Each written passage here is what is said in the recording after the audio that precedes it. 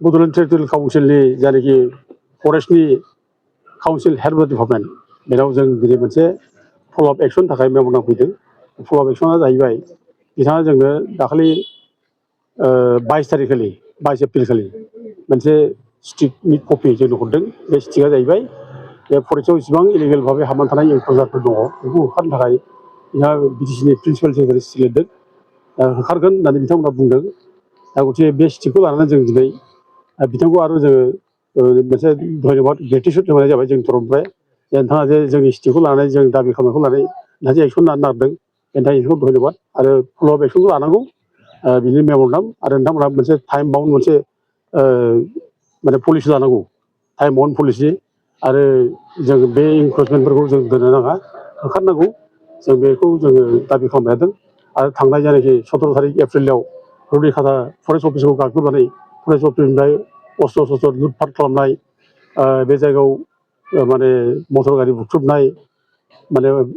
Forest force police force बेनि सायाव हामला खालामनाय बेफोर गिलु-बालु मोनसे आक्रमण बियो। बे आक्रमणनि स्टाइला खिन्थु साधारन स्टाइल नङा बे। आक्रमण खालामग्राफ्रा पाब्लिकआनो साधारन मानसियानो खालामदोंब्लाबो खिन्थु बे नेचार अफ माने जिथु एटाक बे नेचार अफ एटाकआ एक्चुलि जों जेराव बाहेरायाव जों नुयो मावबादि आक्रमण बेबादि आक्रमणनि स्टाइलखौ जों नुयो आरोखि। ओंखायनो जों बेफोरखौ स्ट्रिक्ट भाबै दमन खालामनांगौ हमनांगौ एरेस्ट खालामनांगौ साजा होनांगौ जों बेखौ दाबि खालामदों। आरो फरेस्टआव इसेबां इलिगेल भाबै माने बाहेरानिफ्राय फैनानै थाफैनाय दङ सोरखौबो उच्चेद खालामनांगौ जों बेखौ दाबि खालामदों। दिनै गोबां माने जोंनि हाग्रायाव ओरै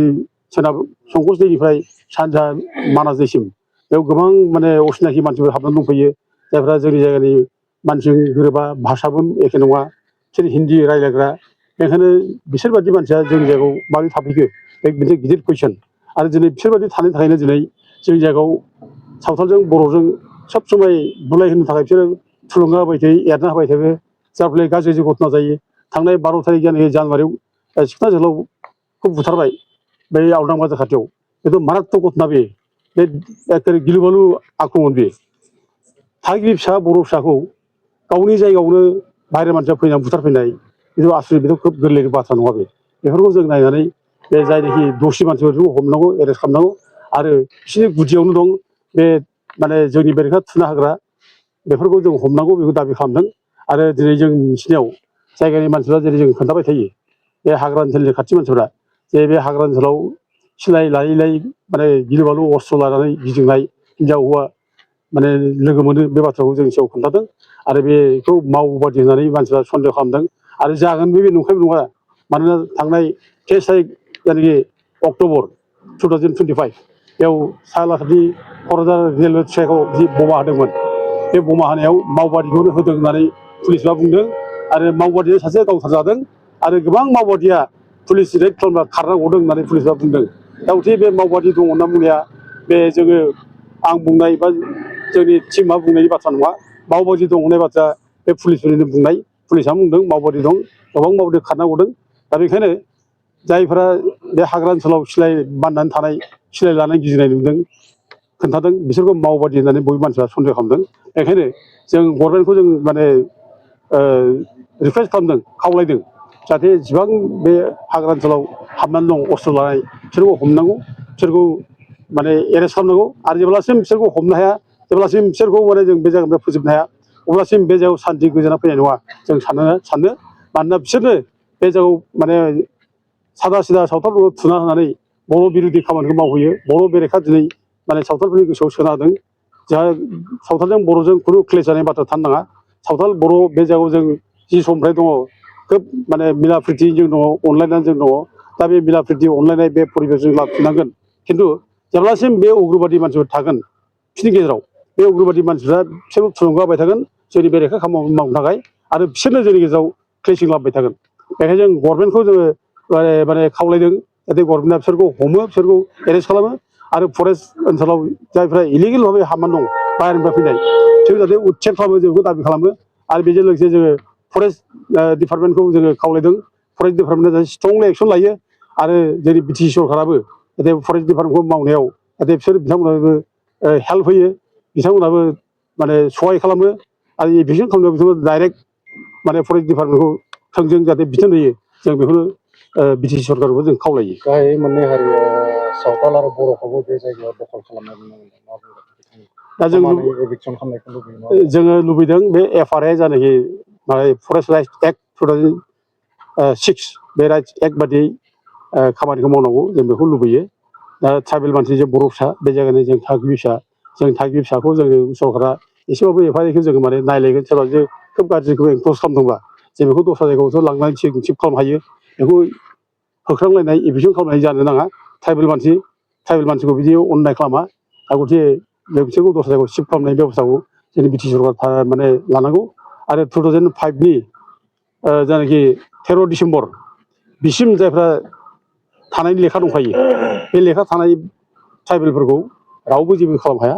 मानोना आयेनाव जोंनो फरेस्ट राइट एक्टआवनो होखादों कमथा होखादों 2005नि 13 डिसेम्बरसिम जायफ्रा दंखायो बिसोरखौ बे जायगायाव सेटेल खालामनांगौ बिसोर थानो होनांगौ न' बां बानायनो थानायनि बेब'स्था खालामनांगौ बिसोर आयेनाव दं गथिखे जोंखौ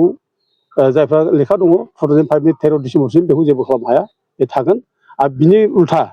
जायफ्रा जों सावथालनि बाथ्राखौ बुंदों सावथालफ्रा बे जायगायाव ट्राइबेल नङा बे जायगानि थागिबि नङा बिसोरो जों माने झारखन्डआवसो बिसोरो माने ST जोंनि जायगायाव ST नङा दा ओंखायनो बिसोरो जुदि बे हाग्रायाव थायोब्ला हाग्रायाव दंब्ला बिसोरो माने 13 डिसेम्बर 2005नि मोनथाम जेनेरेसन सिगां थानाय जानांगौ हाग्रायाव मोनसे जेनेरेसनाव 25 मोनथाम 75 बोसोर जायो दा 75 बोसोर जादोंबा बे 13 डिसेम्बर 2005निफ्राय अब्ला 1931 30 बे जायो आरोखि 1930 1931 बे बोसोर गोलैयो आरोखि बेखायनो बे बोसोराव दंना गैया बिसोरो बेखौ नायनांगौ आरो बे बोसोराव जुदि बिसोर हाग्रायाव गैयाब्ला बिसोरखौ होखारनांगौ एभिक्सन खालामनांगौ जों बेखौ दाबि खालामो एस पार फरेस्ट राइट्स एक्ट बेखौ बियो मोनसे खोथा एभिक्सननि खेथ्रआव जों नुनो मोनबोदों पलिटिकेल माइलेज नागिरो पलिटिकेल पार्टिफ्रा थांनाय सरकारावबो जों नुबाय नैबे सरकारावबो मा जायो मिथिला नोंथाङा माबायदि बुंगोन बिथांमोनखौ मा बुंगोन पलिटिकेल माइलेज लानो नाङा दा जों बिराद जथेस्थ' जाबाय शिक्षा जों मोनबाय थांनाय माने 22 तारिखआव जानाखि सिखोना जोहोलावखौ गावथारबाय बुथारबाय बेथ' कम्प्रमाइज जानाय बाथ्रा नङा गिलुबालु घटना बेबायदि घटनाथ' अनेक जागोन सोरनावबा जागोन सोरबा बिदिनो बुथारबावगोन गथिखे जों बेबायदि बुथारग्रा मानसिजों जों माने एथ' माने नोरोम जानोफालाय बेखौ जोंथ' साजा होथारनांगोन ओमफ्राय बिनि बादै नोङो थांनाय जानाखि 17 तारिखनि एप्रिलाव जानाय घटना जाबाय दा बे हिसाबै बेफोरथ' गोरलै बाथ्रा नङा दा बेखौथ' पलिटिकेल माइलेज लानो नागिरलायोब्ला जों जाथिया जोबगोन हारिया जोबगोन पलिटिकेल लिडारफ्रा लिडार जानो थाखाय माइलेज लानोसै लिडार जानोसै गिदिर जानोसै पजिसन मोनसे लानोसै सोरबा बिदिनो माने MLA जागोन मन्थ्रि जागोन सोरबा EM जागोन बायदिसिना माने बिबान लानानै थागोन खिन्थु बे गोरिब गुन्द्रानि अबस्था मा जागोन जुदि मोनसे थांखियाव फैयाब्ला जों सानना ला जों बुंनो हायो कयेक बोसोरनि उनाव बे बर' जाथिया जोबनायनि लामायाव फैबाय बर' जाथिया थांनानै थानाय नंला आरोखि आरो जों दानो जायगा जायगा थांब्ला गिलुं गिलुं थानो गोनां जायो जों गिलुं गिलुं थानो गोनां जायो गिलुं गिलुं थायो जों मानसिफ्रा दाबो जायगा जायगा जोंनि मानसिया डिउटिनानै थायो मोना मोना उन्दुनो हाया गथ' गथायफोरखौ माने दस्रा सेफटि जायगायाव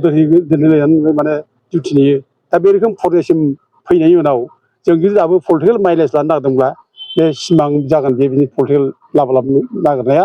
रायजोफ्रा दा बेखौ सुखुनाय नङा रायजोफ्रा मोजां मोनाखै दा बयबो एकगट जादों दा नैबे घटनानि उनाव होखारनांगौ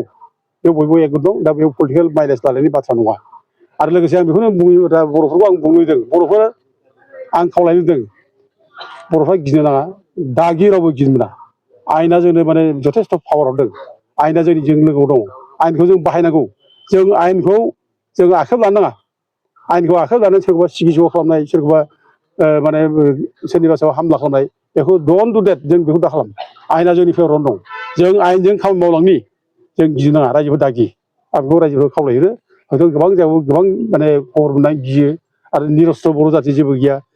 सोरखौबा गाग्लोबनायनि जोंहा थांखि गैया सोरखौबा नांनायनि जोंहा थांखि गैया दा बिसोर बर'फ्रा जोङो माने गिनो नाङा दुरबल जानो नाङा जों बयबो दङ अनेक खस्थ' जादों जालांबाय बेखौ लानानै जों गिनानै एक्सन थानाय बाथ्रा गैया आरो बेजों लोगोसे जों सावथालफोरखौ खावलायहरो सावथाल भाइफ्राबो बे जायगायाव जिहेतु दङ बे जायगायाव दंब्ला बिसोर मोजाङै थाथों अनलायना थाथों जों मिला मिसा जेरै गोदोनिफ्राय थादों एरैनो थाथों बेयाव बर' सावथाल हिंसा जालायनाय बाथ्रा गैया जोंहा दायआ बे जाहैबाय एनक्ल'जार्स बेजोंसो जाय गाज्रिफोर गाज्रि जायफ्रा जोंनि बेरेखा खामानि मावबाय थायो बेजोंनो जोंहा बिसोरखौ साजा होनायाव सावथाल भाइफ्राबो एकगट जानानै ओंखारबोनांगौ आरो ज' लोगो लानानै खामानि मावलायनायाव जों बिसोर सावथाल भाइफोरखौ जों खावलायहरो